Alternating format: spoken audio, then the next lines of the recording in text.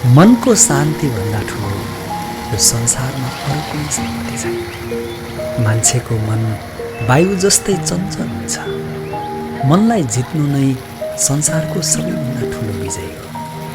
तनको सुन्दरताले मनलाई आकर्षित गर्छ, तर स्वभावको सुन्दरताले हृदयलाई आकर्षित गर्छ। त्यसैले मानिसको स्वभाव नै हो उसलाई जीवनभर साथ दिने। पछुतोले अतीतलाई बदल्न सक्दैन, चिन्ताले भविष्यलाई सम्हाल्न सक्दैन। वर्तमानको आनन्द नै जीवनको सच्चा सुख हो। यो संसारमा आज जे तिम्रो साथमा छ त्यो हिजो अरू कसैको साथमा थियो र भोलि अरू कसैको हुनेछ। कर्म नै तपाईँको पहिचान हो, नत्र एकै नामका मानिस हजारौँ हुन्छ।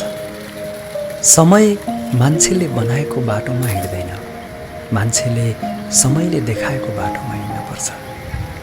तपाईँ स्वयं आफैलाई असल बनाउनुहोस्, दुनियाँमा एक खराब मान्छे कम हुनेछ। जो हुनेवाला छ त्यो भएरै छाड्नेछ र जो हुनेवाला छैन त्यो कहिले